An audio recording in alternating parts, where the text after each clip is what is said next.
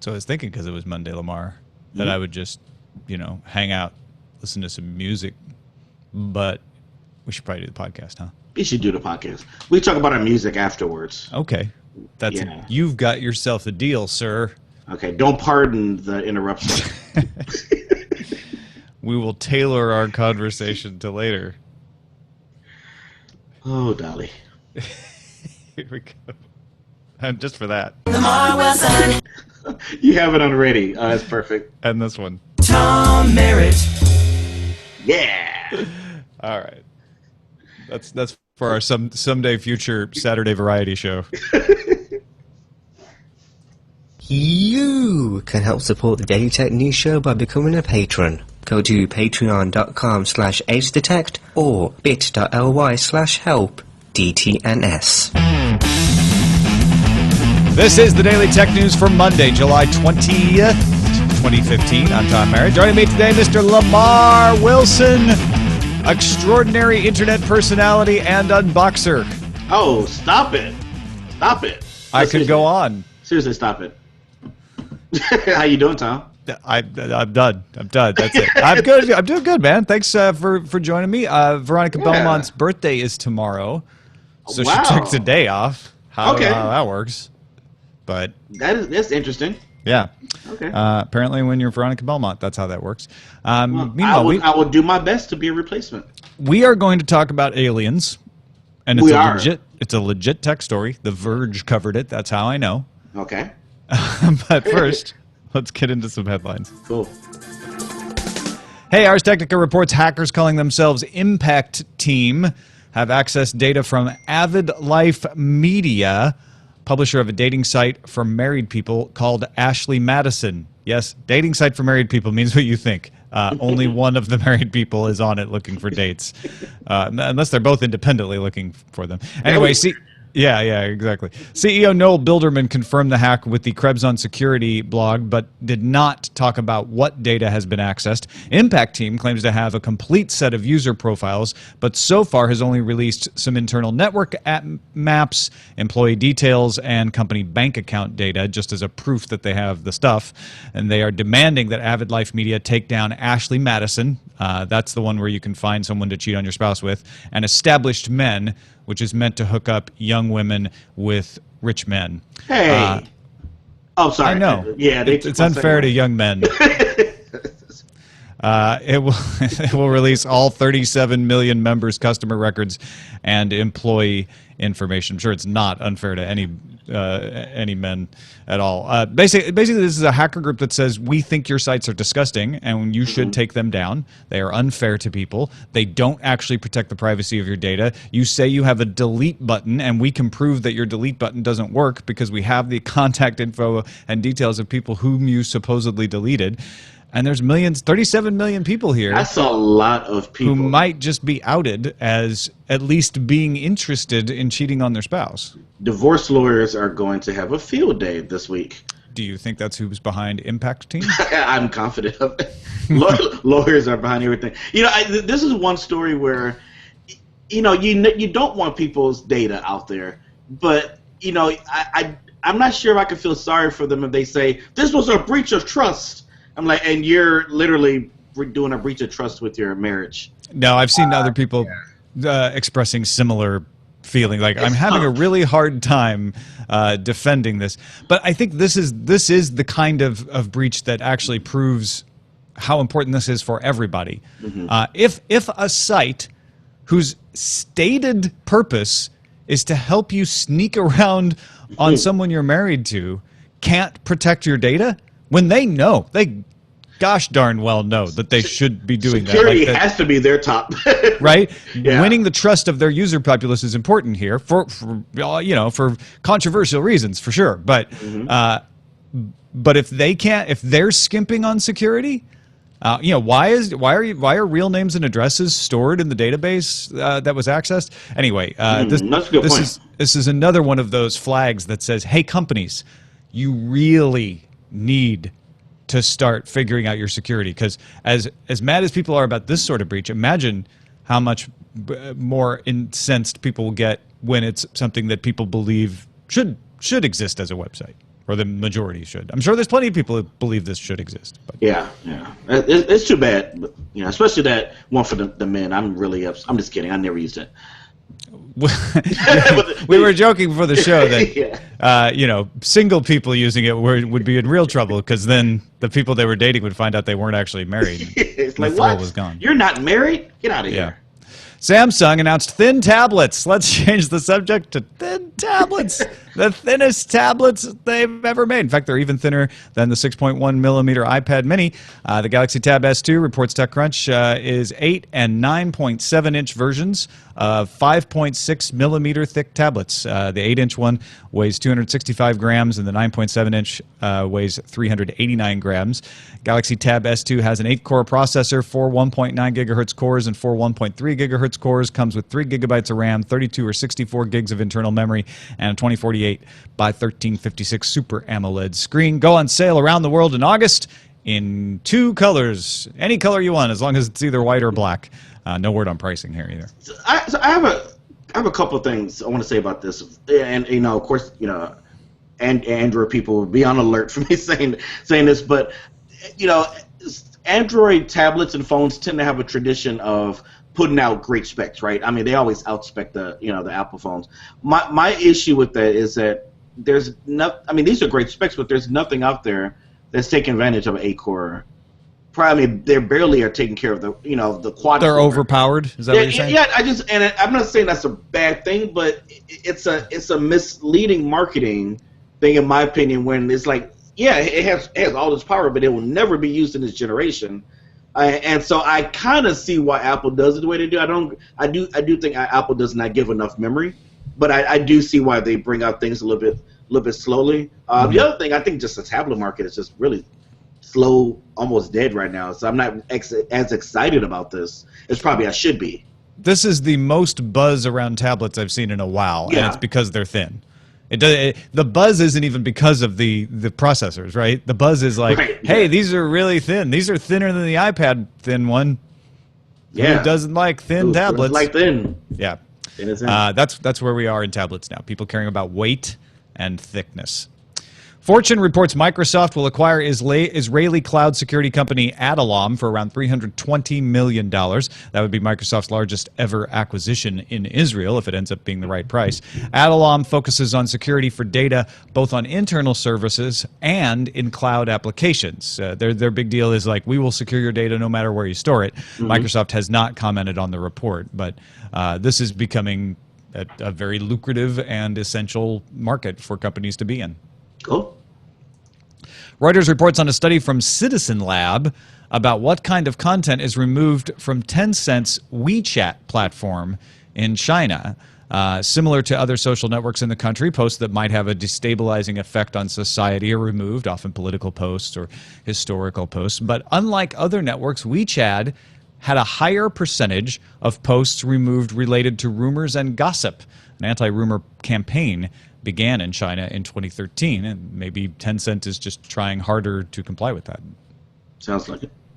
Today is the first day that PayPal and eBay are trading as separate companies, and CNET reports PayPal is now more valuable than eBay. PayPal has a value of around $50 billion now, while eBay's market cap went to $34 billion, down from $80 billion. But hey, combined, they're worth more. $84 billion now. The split will allow eBay to experiment with new payment methods and, of course, let PayPal partner with eBay's competitors. PayPal closed up 5% at $40.48 a share, and eBay closed at $28.57 a share. Yeah, I had no idea they still owned them. They acted like they didn't own them for a while. Or did they split off and go back? They had announced the split a while ago, and so, yeah, they've been preparing themselves for this to become official, and today's the day. Cool. It was a mixed weekend for drones. First, the good news. Friday saw the first FAA-sanctioned delivery made by a drone in the United States, sending medical supplies from Wise County Regional Airport in West Virginia to a remote rural clinic that would otherwise have taken 90 minutes to get there. It took them about 6. The rest is bad news for drones. U.S. Forest Service had to ground helicopters fighting a wildfire in Southern California for 26 minutes because of several drones operating in the area.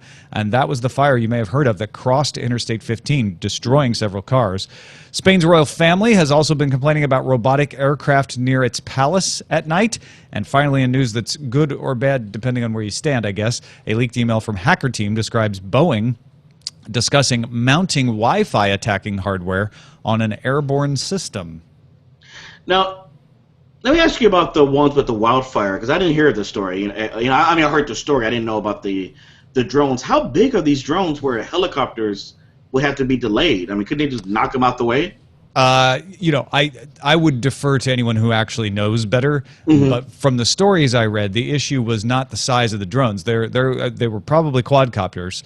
But the fact that the helicopters fighting the fire have to fly so close to the ground that the risk of having one of these quadcopters strike into the rotors of the helicopter is such that the Forest Service says if we see a drone out there anywhere near, we ground the helicopters because we're not going to risk having a helicopter crash while we're trying to fight a fire. So they could possibly go after those people of those drones. I mean, they help.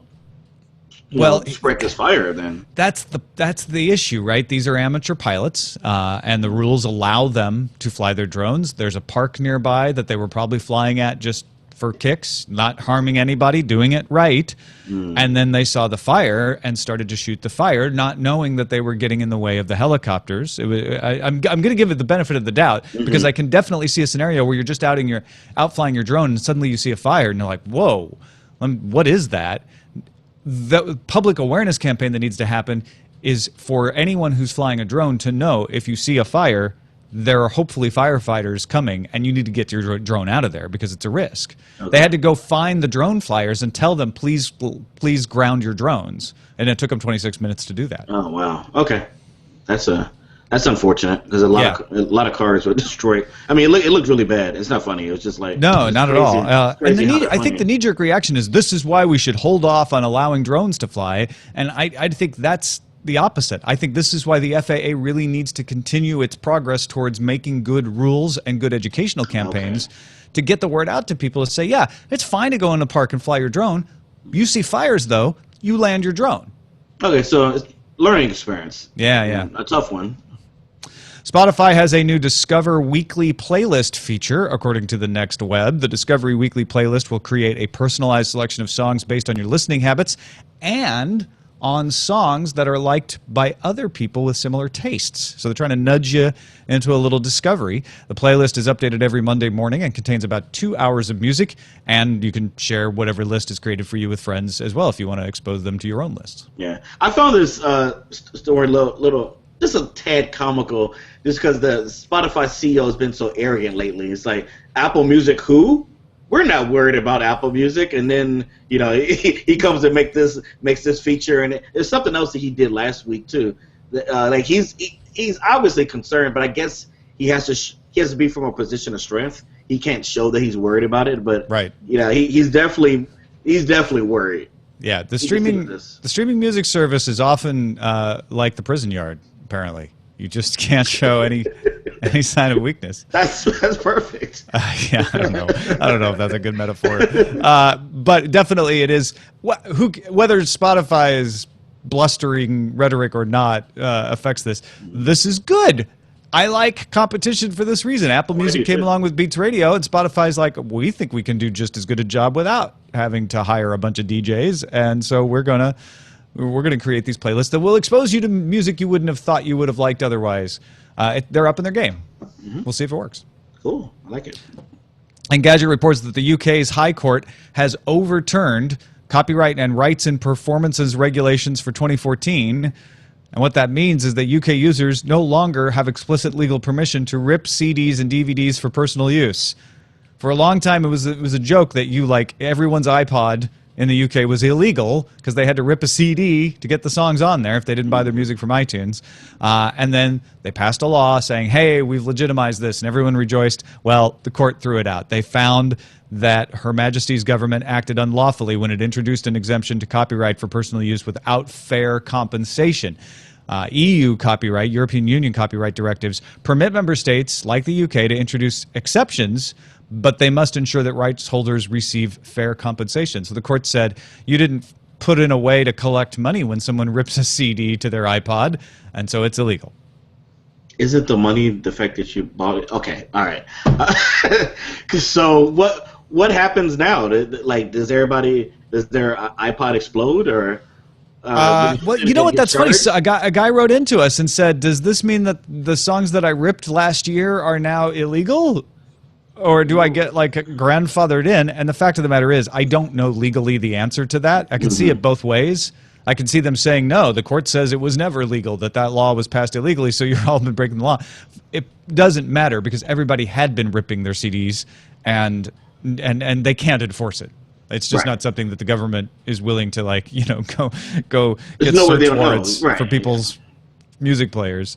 It's just ridiculous that there is not some kind of fair use. I mean, in the U.S., you can rip your CD to your MP3, to your iPod because it's fair use. It's like, I bought this and I'm making a transfer, and I'm making a use that doesn't undermine the marketplace, et cetera, et cetera, et cetera. Yeah. Recode reports real quick that IBM's earnings were better than expected, but sales still fell 13% year over year, mostly because of the strong U.S. dollar. IBM earned $3.84 a share, better than expected, on sales of $20.8 billion, which is a little less than expected. And this is enterprise, right? This is IBM. No, I mean, yeah, like they do all enterprise now, right? They pretty much do all enterprise now. Okay. That is correct. Cool. A lot of our stories come from the subreddit. The Ashley Madison story was top of the charts today, and we always like to recognize a few particular stories that maybe we're not seeing everywhere else. DailyTechNewsShow.reddit.com is the place to go. Get involved. Do some voting. You can take 2 minutes and just go vote on some stories early in the day, and then you will have an effect on what shows up in the show. Hey, UK folks that have been ripping CDs, FC88 really thinks you should read the Torrent Freak article about how Her Majesty's government wants to increase the maximum prison sentence for online copyright infringement from 2 to 10 years. Your CD rippers will probably be okay, though, as the law targets organized and commercial copyright infringement. They're trying to make it equivalent to counterfeiting. Prison. 10 years. 10 years in prison if you run a torrent site or something like that. Wow. Tough 10 love. years. 10 years out there with the music services in the prison yard. Captain Kipper pointed out a Medium post written by Andres Iniestia, a man who lives in Madrid, who likes to take pictures, quote, of his kids, yummy food, and interesting buildings. Also known as an Instagram user. Last week, Instagram closed his account, and all he got was a notice saying that he was infringing on terms of use. So Iniestia contacted Instagram twice, got no response. A few days later, his Instagram followers noticed that a soccer player named Andres Iniestia was showing up in their feeds. So the first Iniestia contacted Instagram again, still got no response. So he wrote a Medium article about the situation. 5 hours later, his account was restored, no explanation. To the player's credit, the player's agent contacted the first Iniestia and said, we didn't have anything to do with this problem. So at least they made an effort to say, like, wasn't us. We don't know how that happened. Wow, so he just gave his account over to a more famous person. I've heard of that happening before. Well, I've definitely heard of it happening with abandoned accounts, right? And nobody ever complains about that. And I've heard a couple other cases of people who are like, wait, I was using that account, that they didn't get it back. They're like, nope, that belongs to somebody else now. Sorry. Yeah. But I guess never with a name. Usually those were like clever username things, not an actual name. Right, an actual name, right. Captain Kipper also sent us the Engadget report about Dutch construction company Volker Vessels, which wants to build roads made from recycled plastic. The company thinks the roads would last 3 times longer and survive greater temperature ranges than traditional asphalt roads. Roads have a hollow structure, which is ideal for cabling and pipes. The city of Rotterdam is interested in trying them out in its street lab. Yeah, I read this and I don't know why just a big smile came over my face. It makes so much sense. And I thought about the cabling, the going right under. It's a genius idea. We had all this plastic and it's strong. If it actually tests out well, this could change so many things, because think about how many potholes there are, right? Just in our town. God, yeah. Yeah. And the claim is that these last longer. They don't have potholes. We'll see about that. Maybe it won't be true. But if that claim lasts, you got no more potholes. less money having to be spent on maintaining roads, easier way to roll out cables. Some asphalt roads have the cable thing built in, Oh, they do. but it's Okay. not as much space as it looks like this has. And all of our cities start to look like Lego cities. That's the ultimate coolness. Yeah, and the great part, of course, recycle. We're recycling the things that we're using. Absolutely. Which is really important. And that is a look at the headlines. All right, let's look for some aliens. A new project called Breakthrough Listen has been announced. It's being funded by physicist and billionaire Yuri Milner. He's the guy who started Mail.ru. So it was, the Gmail of Russia, essentially. He funded several other startups. He's an investor in Facebook. He's an investor in WeChat. It is like Zynga, WhatsApp, I think. Zynga, Groupon. Yeah, Zynga. Too. Okay. So he is a physicist. He's a trained physicist, and he started his own version of the Nobels, the breakthrough prizes in fundamental physics and a couple other areas. Now he's going to give $100 million over 10 years to pay for time on radio telescopes and a laser telescope to search for alien civilizations. A third of the money goes to equipment, a third to staff, and a third to the telescopes for observation time. The Green Bank Telescope in West Virginia, the Parkes Telescope in Australia will both be part of this. They are able to do things like detect aircraft radar from the nearest 1,000 stars. That's how sensitive they are. And then the search for optical signals, which they're calling laser signals because, let's admit it, that sounds a lot cooler, will happen at the Lick Observatory's automated planet finder in Northern California. That one is capable of detecting a 100-watt laser, like your normal household bulb-type laser, from 25 trillion miles away. What? Yeah. That So is they're amazing. over 10 years, they're going to check the 1,000,000 closest stars and the 100 closest galaxies. At least that's the task they've set for themselves. They say they can collect as much data in one day as usually takes a year. They're going to use this existing SETI at Home project at Berkeley in cooperation with the Berkeley Search for Extraterrestrial Intelligence project. Yeah, makes sense. And they're going to open source all the data and all their software so everybody else can pitch in. Yeah, I read about the open source. I really like that because then you can.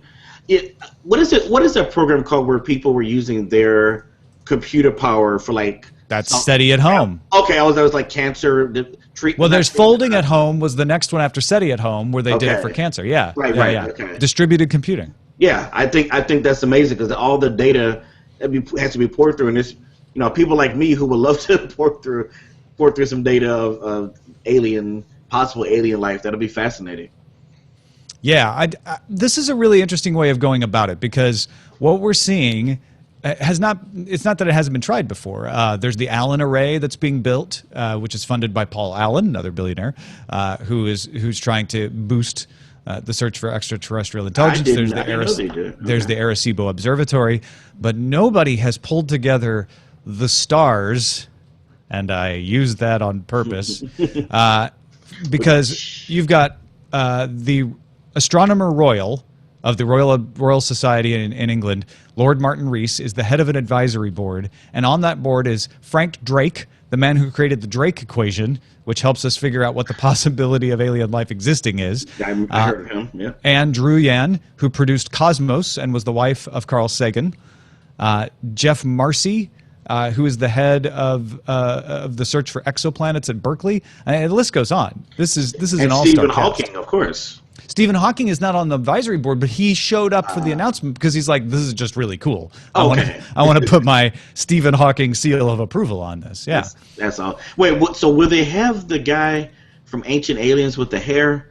Will they have him? Like, he needs to be the spokesperson. I bet they don't think much of him. I bet that's true. This is an actual physicist here, right?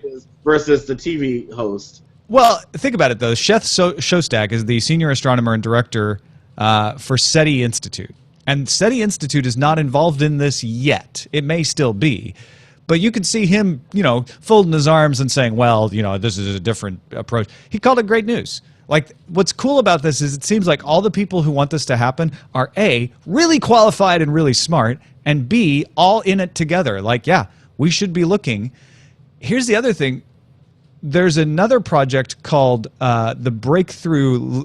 What is it called? The Breakthrough Message, to formulate a possible response. But more than that, Lamarr, decide whether we should respond at all if we hear an alien. Yeah, I was reading in the article. I don't know, it was Stephen Hawking or someone said that the issue is, it could be bad for the lesser species of the first contact. It's like if we're the ones that are the low on technology and the more uncivilized, we send out a signal. Hey, here we are. Easy pickings. Come take us over. Free food. Yeah, all they have is broadcast radio. And vice versa, because human nature. I mean, that's just what we do, unfortunately. Well, and I hadn't thought about it that way. That's a really good point. We might say, oh, well, we've determined that this civilization is less advanced than us. Maybe we still shouldn't contact them because of what we might do to them. Yeah, I mean, we have a track record of it, unfortunately. So I think this is great because you're getting. This is non-governmental. NASA is not involved. I mean, even though I think NASA should have their own program, and they probably do. This is not non-governmental. This is business people with their own money, and I like that because I think you're going to get better results, and it's going to be less secrecy when it's people who are not tied to the government at all. Well, I have to say, just because you said government and secrecy, with NASA is very open with their data and with what they're doing. They open source almost everything. They share all their data. So I want to give them credit there. And they're actually cooperating with this. But I also know what you're saying is NASA has to go to Congress to beg funding for anything that they want to do. And even they get halfway through a project, Congress might say, actually, no, we're not going to let you do this. This funding is likely not to go away because Yuri Milner said, I want to do this, and I've got the money to do it. Absolutely. That's a drop in the bucket for him, too. Yeah, it is. So I don't know when you messaged me about aliens, I was surprised. I was shocked. I was telling you I was literally watching Ancient Aliens when you mentioned it, which is a hilarious show, by the way. Yeah, right in my. That's so funny. Yeah, I love that show. So no, I'm excited about this. I'm going to track this, and I haven't done the at-home thing for years. I did it for the cancer research years ago with one of my computers, and I want to get back into it. This might be a good project to try to add my computing power, whatever. It made me think about reinstalling SETI at home myself, and I think it might have a halo effect because SETI at home is what led to Folding at Home and a lot of these other projects. Yeah. It may start getting other people to look at these other distributed computing projects and get more interested in them again, and that could just be good for everyone as well. Absolutely. Do you think, okay, just to give the other side here, do you think it's a waste of time? Do you think this is a waste of Yuri Milner's money? And he can spend it however he wants, but do you think this is a waste of time on our telescopes to be looking for extraterrestrials? I'm glad you asked. No, I don't think. I think we as humans are always looking for something greater than ourselves. And that's just we're explorers, we're searchers. We go in our oceans. We haven't even explored more than 1% of our own oceans, and we're explorers. So I think it's a natural thing to want to know, is there something greater or better out there, that might help humanity get their act together. I mean, on a more philosophical thing, I think finding that we're not alone will kind of humble us and realize that our race fighting should immediately be over, because now we're human versus whoever else. And I think it'll solve a lot of issues. It'll create some issues, where we're not alone.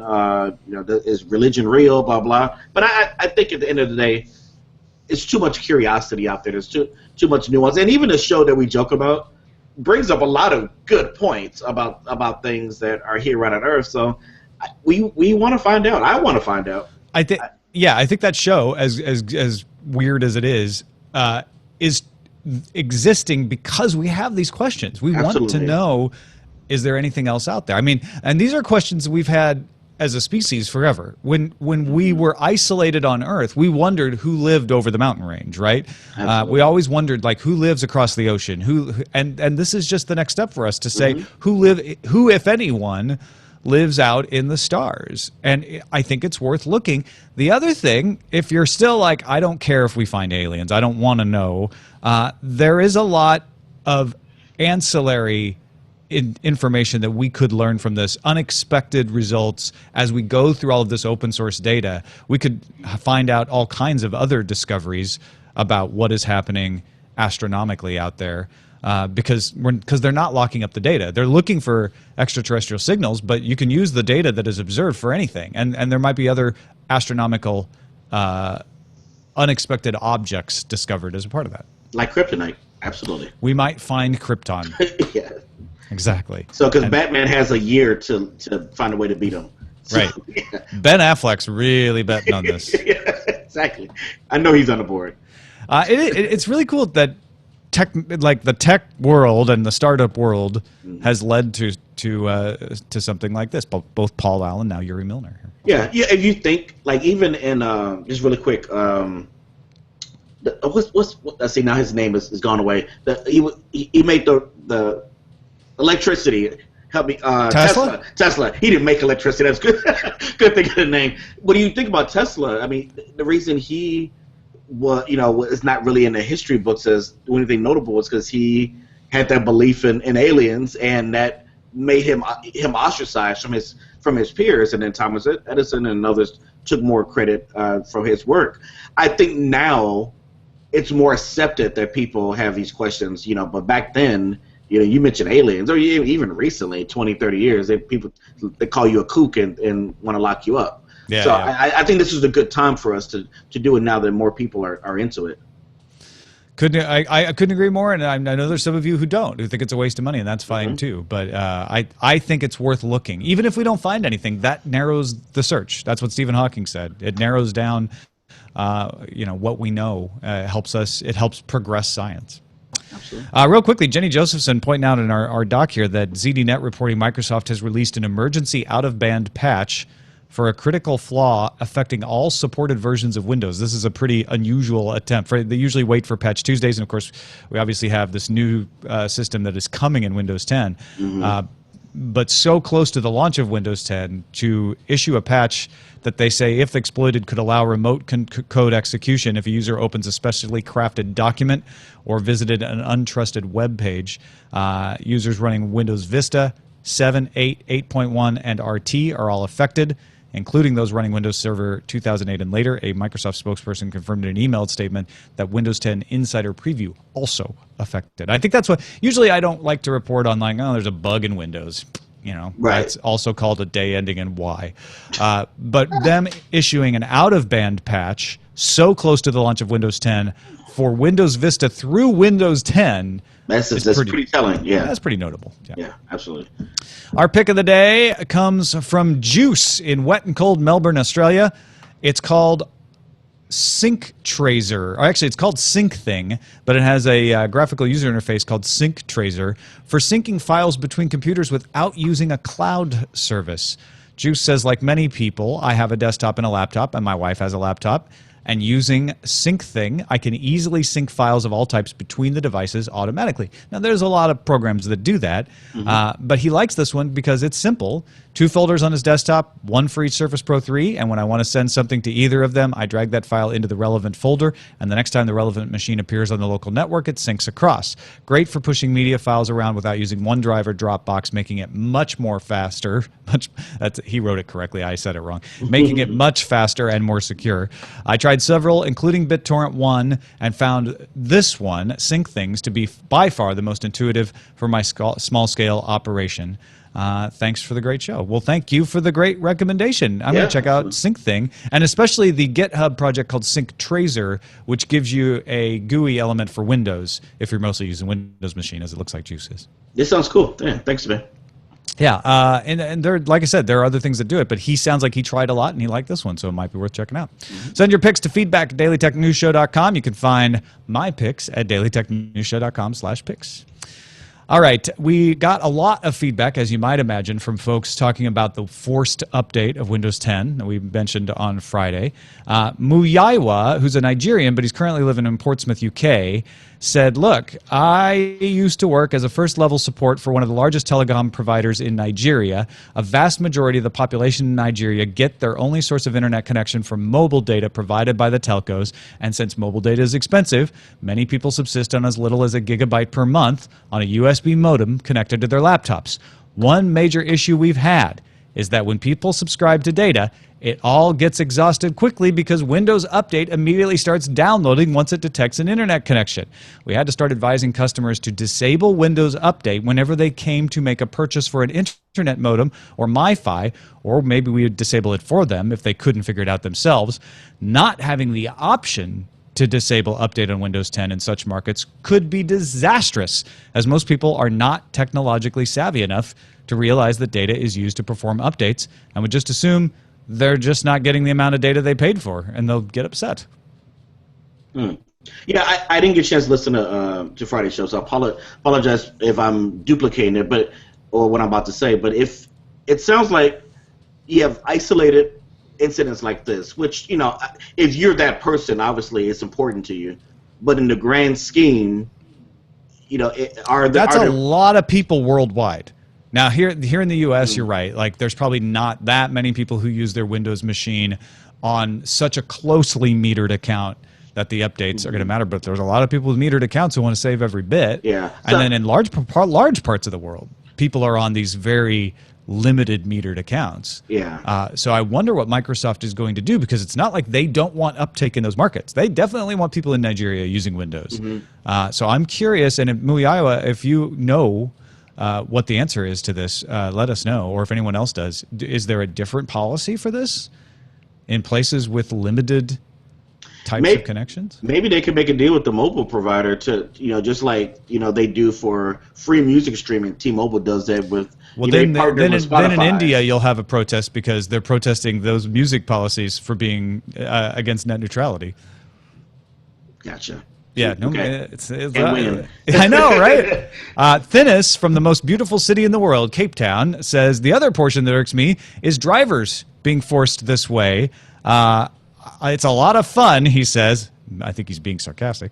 Seeing Windows 10 download the NVIDIA driver 3 times and see it fail 3 times before I realize that I already have that driver installed because I installed it from NVIDIA's website. He says, let me be clear. I install all my important and recommended updates on Patch Tuesdays, and I think everyone should. He's not against the security update part of it, but he's worried about drivers getting forced in. I think a lot of people are there, too.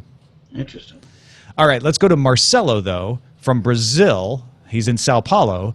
He's got the positive side of this. He says, look, Windows is going to come with an app store. Nadella plans to bundle desktop and mobile apps to attract interest of developers in their large PC base. If successful, they'll have a lot of Windows apps and could come with a, since you develop for PCs, why not press this button and have it ready for mobile as well? In fact, with the new conversion tool for apps, they might plan to be the source for all apps of all OSs. It's a network economy. He's like, you have to have everybody updating their Windows 10 at the same time to make that kind of app store work. It's a very good point. I mean, it explains the forced upgrades. You have to have that kind of system in place to make it work. Yeah, they want to make sure everybody's working as much as possible on the same platform here. But you got to address these downsides. The drivers one I think is very interesting, and certainly the bandwidth cap one is going to be an issue. Ned from Shivering Sydney says, I actually laughed out loud when you said having an embedded SIM card will allow people to switch phone companies easier. Besides the obvious lock-in problem, I have 2 opinions on this, personal and professional. Personally, when I travel overseas, I can buy a prepaid SIM card at the airport, plug it in, and I'm done. If we didn't have SIM cards, what will happen when I change networks? Does it port my phone number? Do I have to wait 24 hours? If I choose not to port my phone number, do I lose my old number? Okay, hold on. He says, well, no, let me just say, I've been going round and round and round with a lot of people here because there are a lot of fears about the eSIM thing. And all of those things will work exactly the same way. In fact, when you travel overseas, you won't have to go to a store and buy a prepaid card. The idea is that you just buy it from the phone. It's a permanent lack of trust that this is actually going to work the way they say it's going to work, right? Everyone's like, no, they're going to lock me in. The idea is not to lock you in. The idea is to say, instead of moving the piece of plastic, you can do everything you could do with the piece of plastic, except you don't have to move the piece of plastic around. Yeah, right? you don't have to run to a store to get it. Makes sense. Yeah, makes sense. you just and if you want to switch SIMs, you would just do it on the phone. You would have a virtual SIM. It's like a hard drive. It's like it's just the data. And there's so many people like, no. But the SIM, I don't have to get their permission to move it from one place to another, right? You still do. You still need somebody to recognize the number that's on that SIM and say, yes, that number is associated with this account, and so that phone can use that account. You're still relying on the carriers with SIM cards. It's magical thinking that, since I'm moving the SIM, they can't stop me. Like, all this is doing is saying the data that's on the SIM card, because it's not the SIM card itself, it's just the data that's on the SIM card is going to be just essentially in the cloud and can move from phone to phone. And I think there's so many people who are like, no, the carriers will never allow that, so that can't be the way that works. But that's the proposal. Why the paranoia? It's because there was a huge victory when SIM cards became capable of being used the way they're used now, especially in places like Europe, to say, I'm not locked into phones. And in the U.S., we didn't get that victory. Like, even though we had SIM cards, people locked phones so often. It was a difficult problem. And so I think there's just a lack of trust that the carriers will let this actually happen the way I'm talking about, which is like, your SIM card is just data. You can move it like a floppy disk, or you can move it through a network. Right. And eSIM says, let's move it like a network instead of like a floppy disk. So it's a big step forward. However, two things that were brought up that I think are disadvantages to the eSIM. One is, I've got a phone that only has a SIM card, not an eSIM, and I have a phone that has eSIM. If I have an eSIM, how do I move that SIM to that card, right? That's not insurmountable, but there would have to be a way to do that. Sure. Okay. The second objection, I think, is the best objection that I've heard, and it's also from Ned in Shivering Sydney, who says, I work with a product called LiveView that bonds multiple cellular connections to create a stable, high-bandwidth connection for video streaming. I'm constantly changing SIMs and modems to allow the device to work in different countries. And I think that's a situation, it's a unique situation, but that's a situation where SIMs probably have an advantage right now, although eventually there could be a software patch that would allow eSIMs to work with that. That's a taller ask. So I get that. Like, bonding multiple SIM cards together is a whole lot easier hardware-wise right now. I'm going to stop talking about eSIMs one of these shows. I promise. Next show. And I'm hedging myself against, like, if the eSIM standard that is approved ends up not being as good as it should be, it could be as bad as a lot of these people are fearing. But it's not. That's not what Apple and Samsung want. Apple and Samsung want it to work just like SIM cards do now, but without the object. Just sending it through like you do data now. It's like saying, I don't want to stop using floppy disks because I can pull a floppy disk out and put it in another floppy disk and no one has to know. But we still use the internet, don't we? Yes, we do. All right. Sorry about that, Lamarr. No, I enjoyed your rant. That was beautiful. Well, thank you. And thanks for being on. You got to go subscribe to youtube.com/Lamarr Wilson. You've got to check out LamarrWilson.com. There are 2 R's in Lamarr. And you got to follow Lamarr on Twitter, twitter.com/Lamarr Wilson. Thank you so much for the plugs. Appreciate it. Yeah, you bet. What you got coming up? Yeah, I got some good reviews. I just got a 360 camera in from a company. And, YouTube accepts the 360 videos, so you can drag around and see the full. It's crazy technology that's available on YouTube now. So a company sent me a 360 camera. So I'm going to take some footage at some time this week and get that up on the channel. 360 Lamarr. Nice. Yeah, all angles of me, which is not the most attractive thing in the world, but hey. Don't say that. Don't say that at all. You're a beautiful man. Well, maybe that site will. Seconded. Yeah, we'll see people in the site feel the same way. Check it out, youtube.com/Lamarr Wilson. Thanks to our patrons.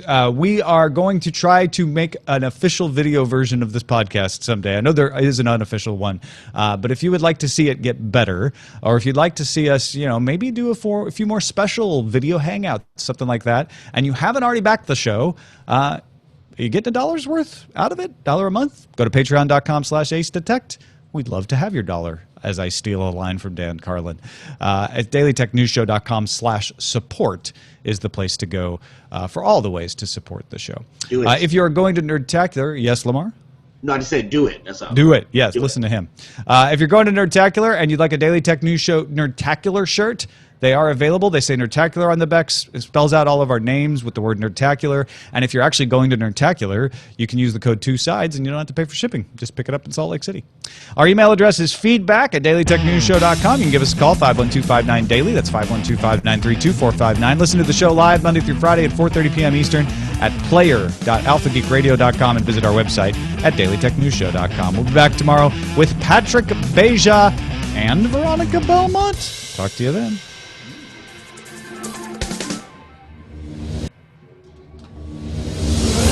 This show is part of the Frog Pants Network.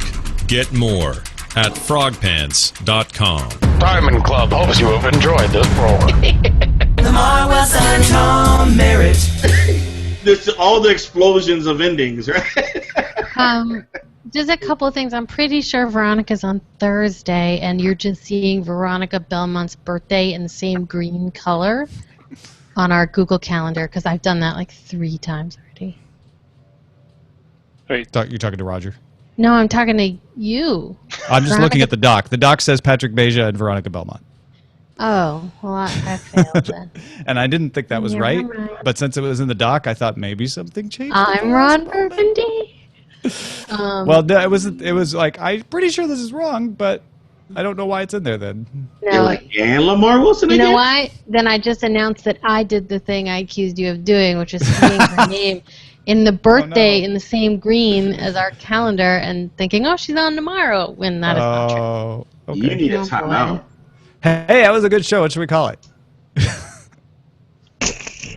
Let me tell you. We've got Rich Man, Hacked Man.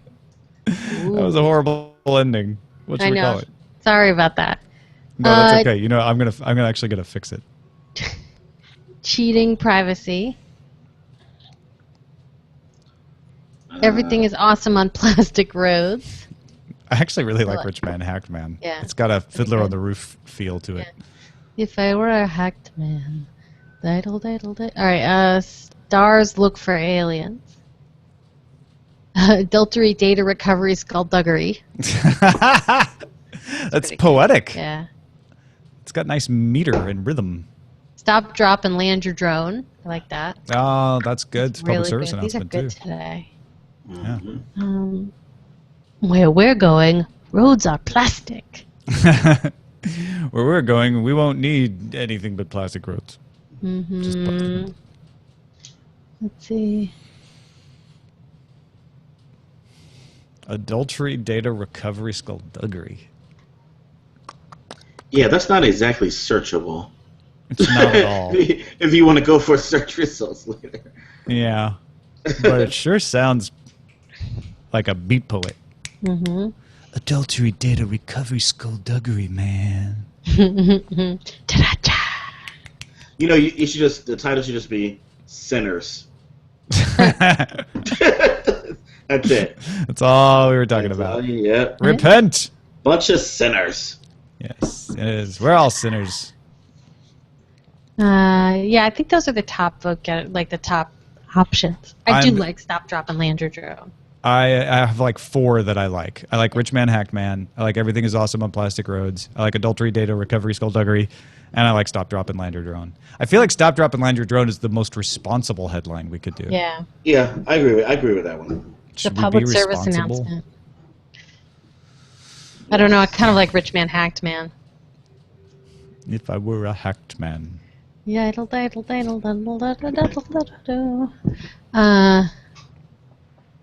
wait, there was another thing. Lamarr, Yes. what software did they give you to edit your 360 video? Because that, for me, apparently is the Oh, stopping. I have not even opened the box yet. I don't know. Okay.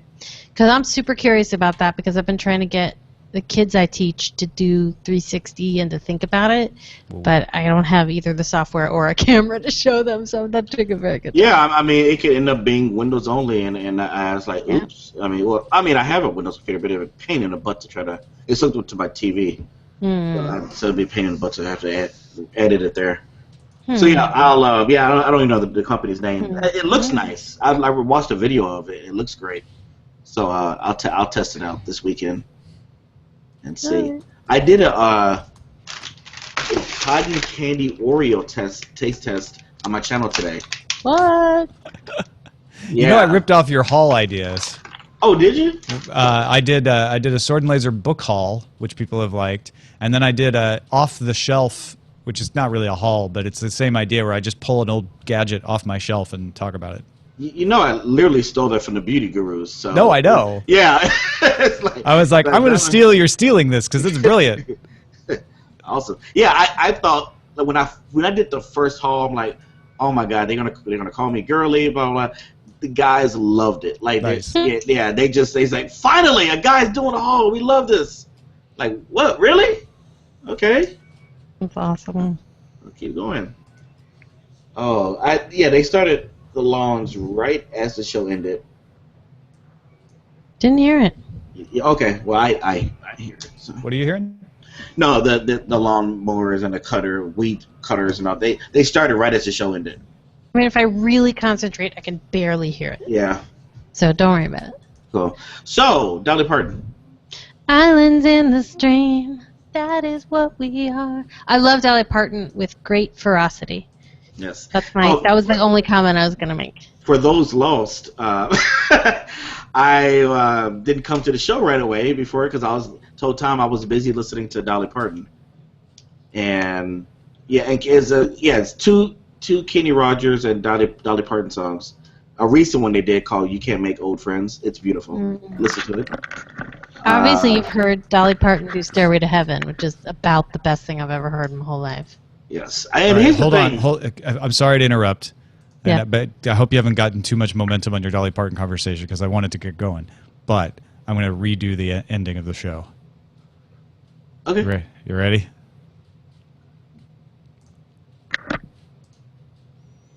Our email address is feedback@dailytechnewsshow.com. You can give us a call, 512-59-DAILY. That's 512-593-2459. Listen to the show live Monday through Friday at 4:30 p.m. Eastern at player.alphageekradio.com and visit our website, dailytechnewsshow.com. We'll be back tomorrow with Patrick Beja as our guest.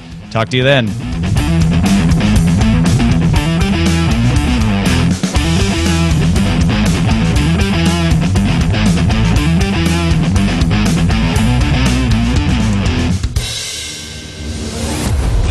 Part of the Frog Pants Network. Get more at frogpants.com. Diamond Club hopes you have enjoyed this program. Lamarr, Wilson, and Tom Merritt. Done. Sorry about that. That's okay. That was How actually kinda would fun. you like me to edit that? Just don't worry about it. Just leave the other outro in the video one. So what about the post? For the post show? I don't know. We can just leave it in. What do you think, Jenny? Leave it in. It's evidence.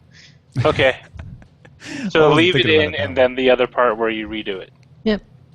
You want the good experience for the audio listeners, who are the majority of our listeners, and then the people who like video like to see what's really going on. We give them what's really going on. There you go. Jenny is human. I'll cut in some scenes from Star Trek. That's what really happens.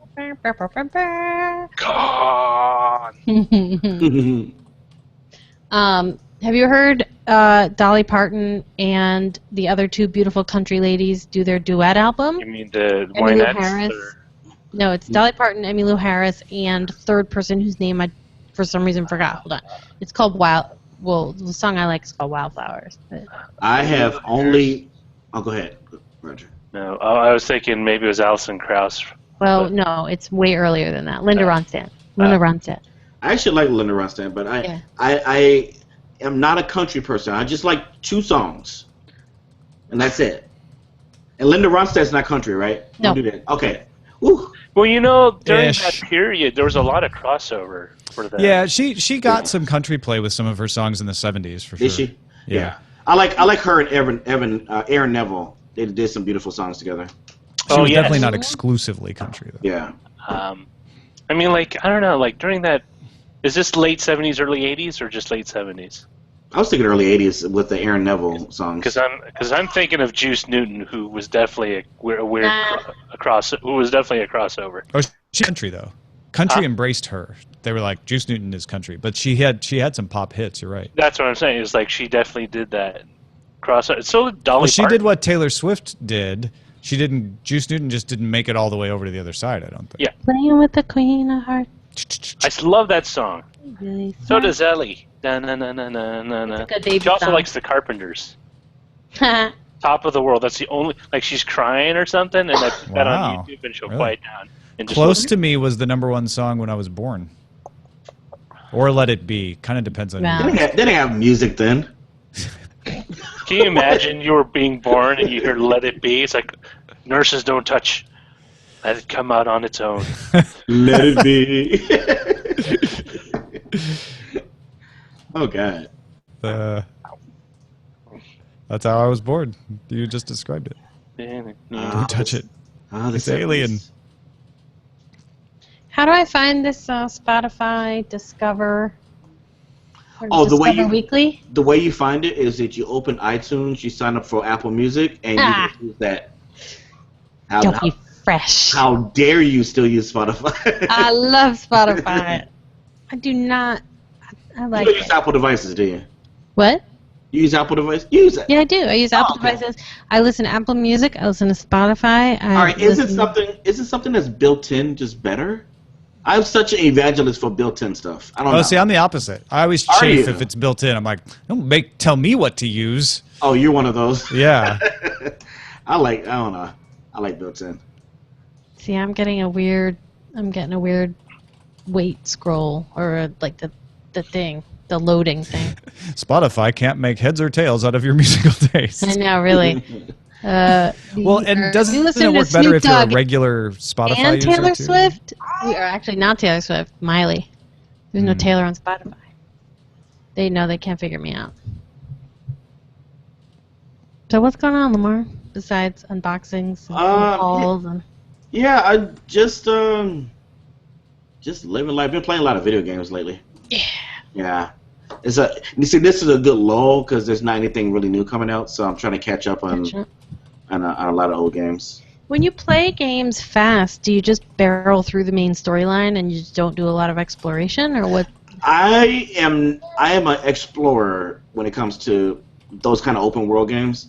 I'm one of those that has to like break every barrel and all that. Yeah. So if I play Final Fantasy, it's going to be 200 hours plus because I'm just that kind of player. For those, I have to like try to get the secrets of things. Mario games, I'm more forgiving. Like I don't mind missing coins and things. I'm not obsessive with that. Right. Yeah, it depends. Yeah, it depends on the genre. Okay. I like it. I had Ludicrous speed. That probably scared me. I just didn't jump. Sorry.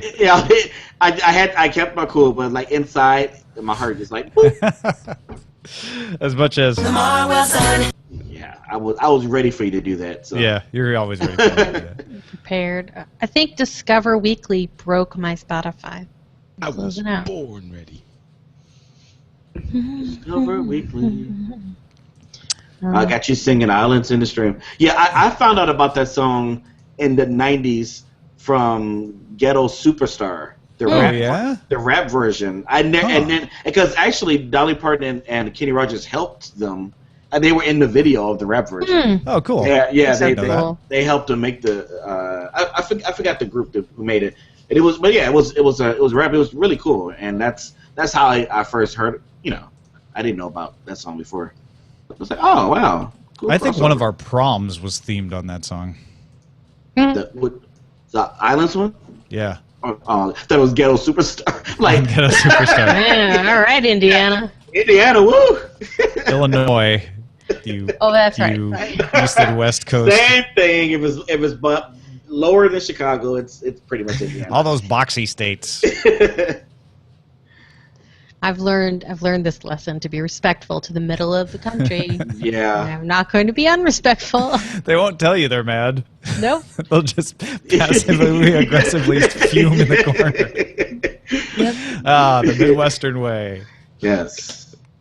Oh, gosh. For years, we will just hold it against you. Yeah. You'll never know. Um, Speaking of which, I am going back in a couple weeks. I don't know the date yet. Finally. I haven't been back to Chicago in 3 years since I moved here. Chicago. Chicago. Got to get my Italian beef. Even though some of those restaurants have made their way to L.A., I still want to eat them there.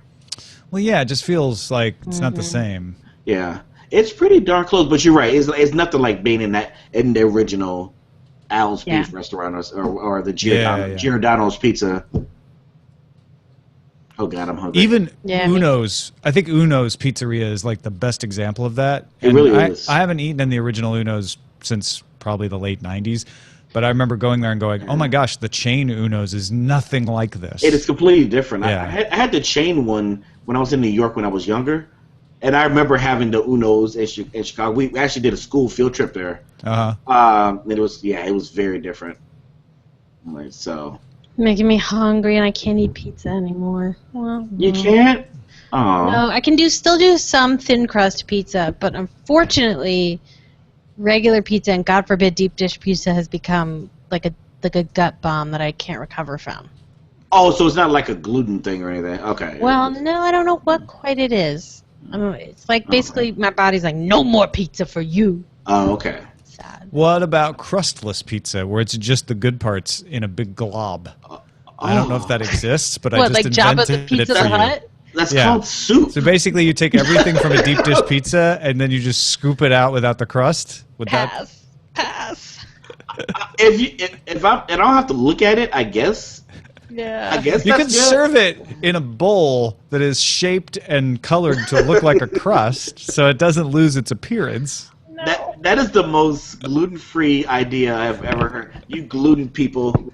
No, I can't do that. California. All right, how's that? Is that better? I was getting a little bit of weird. Yeah, that's good. Speaking of which, California Pizza Cafe, or whatever it's called, is disgusting. CPK? CPK, California Pizza Kitchen? Yeah, I really want a Bertucci's to come out here. That would make me happy. That was a Boston-based sort of pizza Italian chain.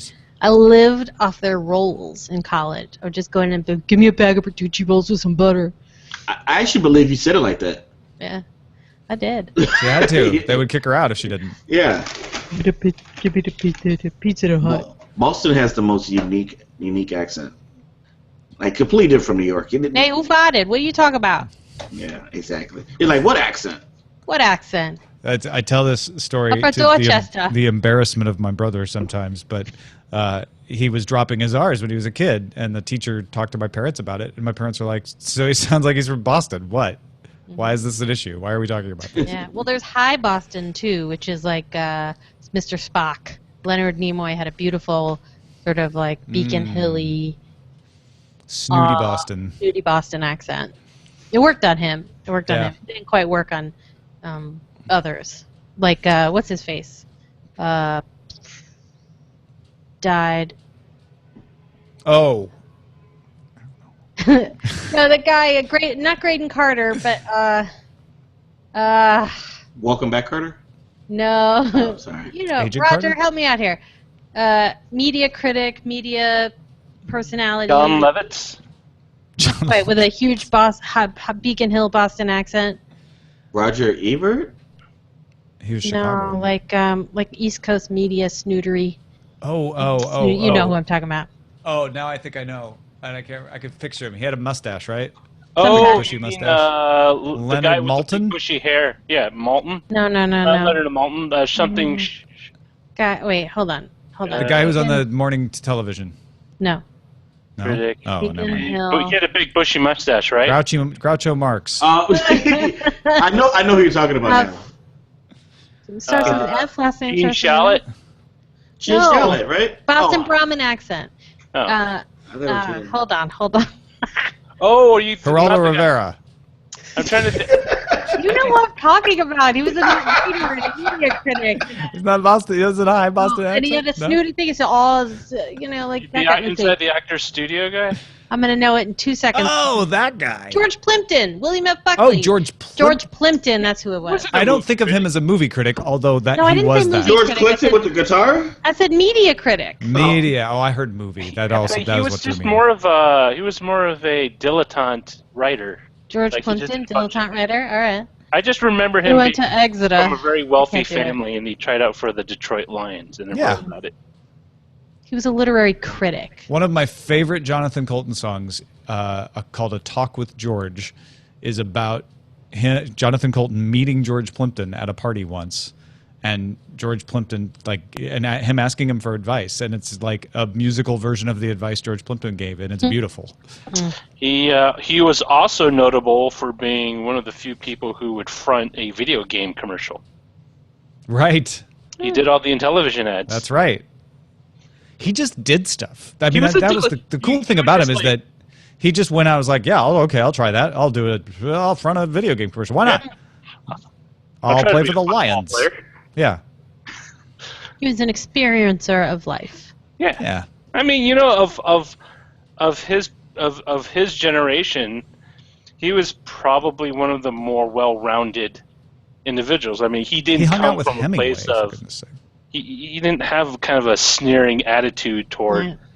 people of different backgrounds, like maybe not as a privileged background or anything like that. He was just like, I'm going to try it. It looks cool. All right, I am out of the post, and Cord Killers is coming up next after this marathon. Oh, you're doing it right after. Oh, George wow. Plimpton songs. No, it's coming up at 4 o'clock. Oh, okay.